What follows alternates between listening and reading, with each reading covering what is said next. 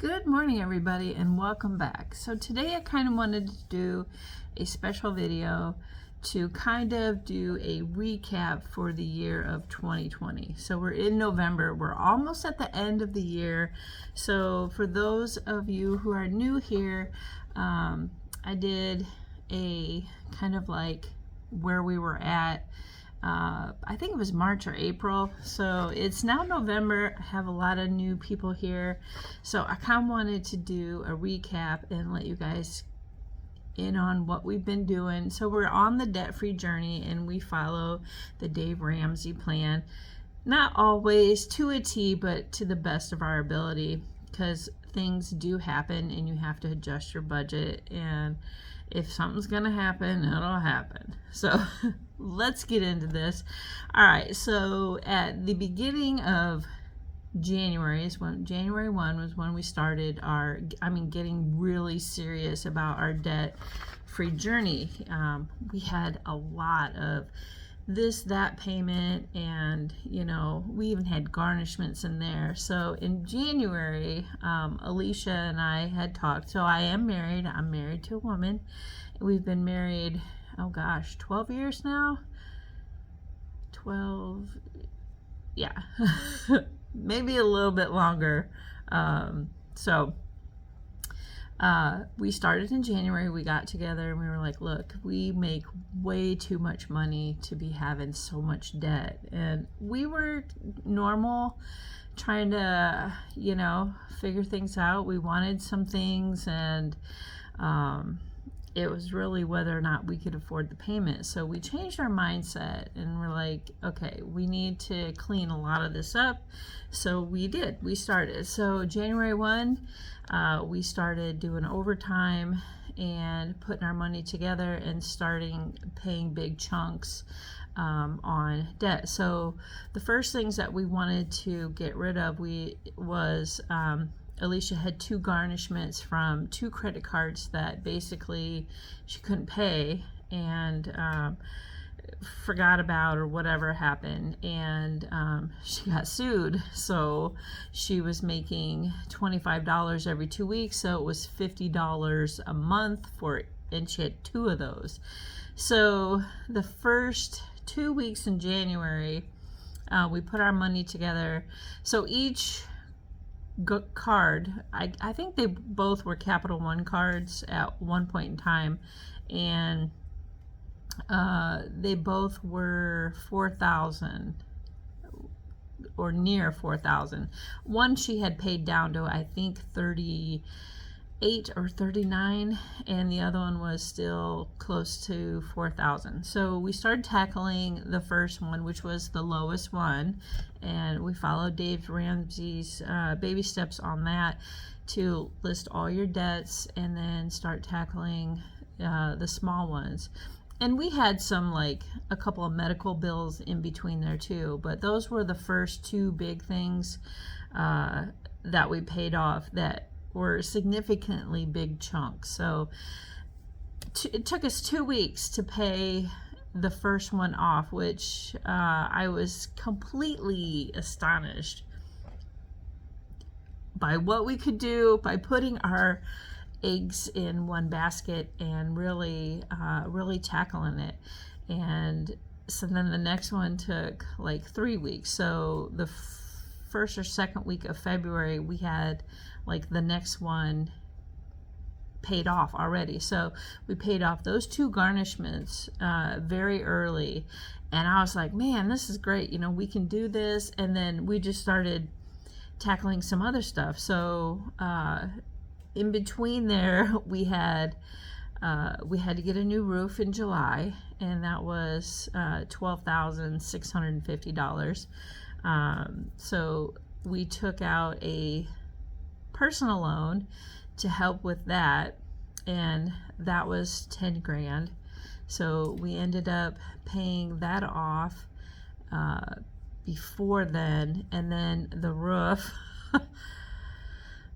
So we had to put $1,200 down just to get it scheduled, because the prices were getting crazy, and he wasn't like our roof guy was like, you got to get it scheduled now because materials, I mean, the market's fluctuating so much. So we paid that right away because that was the 10% down. So got that scheduled, and that was in May, and they scheduled all the way out until around July 4th or July 6th. So that was good. So then we thought we would have enough time to save up the rest of the money for the roof. Well, that didn't happen. And my brother loaned us the $10,000. So we put that money in a our high interest savings account until that time, and we just kept taking the other big chunks that we had and paying my brother off. So we had the money, but in between there, we were taking our extra money and paying my brother off for the personal loan. So we did end up getting that personal loan paid off, and we just kept chugging away. And then my car needed $2,000 in repairs, so we did end up getting those done and paid that off. And then we had a couple tragedies with our animals. It was actually 2 pets we had to put down. One, she had gotten cancer in her mouth, on the roof of her mouth, and the other one had an accident, and we actually had to put her down. So that was over $1,400 in between there. So we've had like a couple of crazy things come up, and then we had another another credit card we just paid off. We just paid off this week. And then, let's see, we sold the hot tub. So in between all of this kind of stuff, there was a medical bill. Life happens, and life brings you many different things at you, all at once, or, things will flow really smoothly and nothing will happen. So it's really, we're up to the, at the mercy of whatever God wants to throw our way. So, and then let's see, where am I at? So this past month in October, I sold the hot tub to a coworker, and she's a family friend too. We've gotten to know each other pretty good, and they were looking for a hot tub for her mom, and because her mom's, my age. Well, actually, she's a couple years older than me. So it went to a really good home, and I sold it for $900. And even though it's probably worth more, but everybody knows that a hot tub is a depreciating asset. It's not, is a liability, really. And so they just came to pick it up last Saturday and help them load it on the trailer and all that. So the hot tub is gone, and I feel really good about that decision, because I know it's going to a good home, and they'll be able to use it and really enjoy it like we did. And it really served its purpose. I was having a lot of hip trouble. I broke my hips. Well, each side at different times. So my left side I broke. I fell out of a tree trying to cut a tree, and the branch twisted, and literally I was like 30 feet in the air, and it knocked me off the ladder, and I fell to the ground, and fractured it then. And then later I fractured the other side. So I've had I know, stay off ladders and don't cut trees out. I've learned my lesson, and that is work safer. And I did that when I was in my 30s. So I mean, it is what it is. But I was having a lot of hip pain because my old fracture did not heal.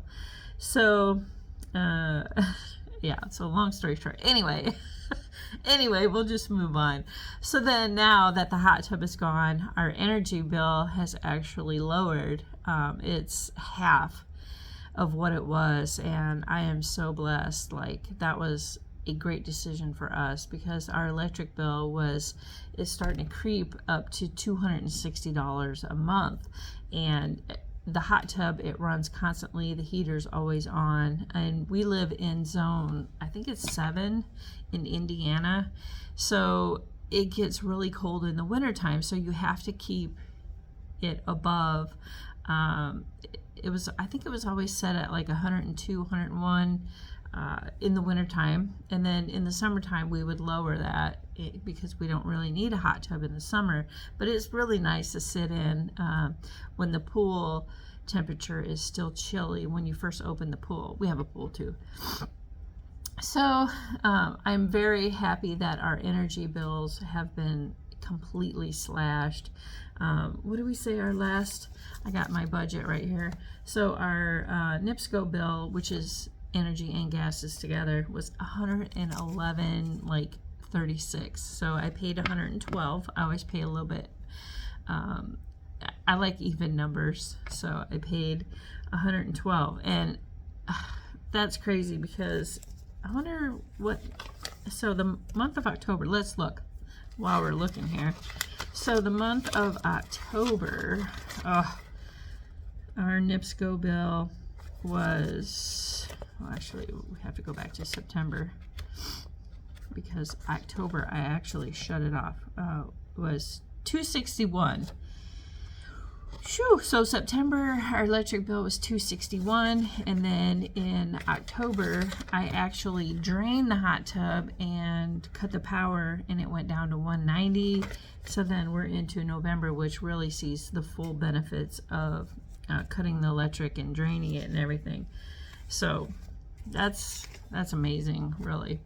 And then this year we also started our high interest savings account with Marcus by Goldman Sachs, and the interest rate we are getting right now, guys, is like 2.50%, 2%. So I've been trying to chalk $5 a week in that account as well, and it's going pretty good. I'm over $100 now. I mean, I just put a little bit in at a time, and that's really been working. And then our next investment was Robinhood. So I did open a Robinhood account in July, and I actually got it up to it was $2,050. So we ended up cashing that out to jumpstart paying my brother off, and it worked really, really good for us, and we used that money very wisely. So that's what we did with the Robinhood account. Well, I decided, well, actually I didn't decide. I actually watched a video by Mommy Trader, and she was going over investment styles. So and it really made me think, am I a trader or am I an investor? And the distinction between the two made me realize that I want to be an investor. I don't want to be a trader. I don't want to have to go in and buy and sell to make money. I'm in it really for the long haul. And once that really clicked in my head, something in me was like, okay, I need to get back into my Robinhood. Now I have a 401k and a Roth IRA where I work, and those accounts are over 4,000 now, and I just started those this past July, actually. So it's been 1 year that I've had it, and I have over 4,000 in there. So I'm pretty happy with that as well. I mean, that's a very good investment beginning too. And I also have a account with Fidelity, but I think I only have like $100 in there. So I didn't want to like strap myself too thin by trying to do too much too soon. So those are the two main ones that, well, actually three that I'm doing is the high interest savings account by Marcus by Goldman Sachs. And then we have the Robinhood account. And then I have my 401k and my Roth in, which is John Hancock. That's who they use through my employer. So that is the update for right now, and what we're working on right now is actually the personal loan. So this is the last personal loan that we used, or that we had gotten, and this one was in Alicia. So I had gotten one, but then Alicia had gotten one too. And we weren't very smart with those personal loans.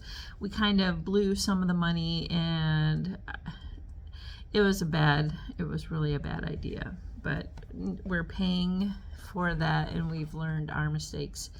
And that's where we're at with that. So our next goal is the personal loan and our car. And then we have Discover, and then the house. Oh, and student loans, which I don't really, so we are paying, well, I'm paying on my student loan, and Alicia's is in forbearance right now. Well, everybody's is really in forbearance.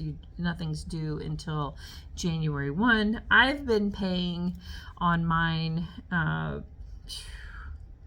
regardless of what the government has been doing, just because my balance is so high, and I may never get them paid off. But we wanted to get all our consumer debts in order first before we really start tackling our personal loans, because honestly, they're not going away, and the government's probably not going to give us free money to pay them off. But if they do, and I will be blessed for sure.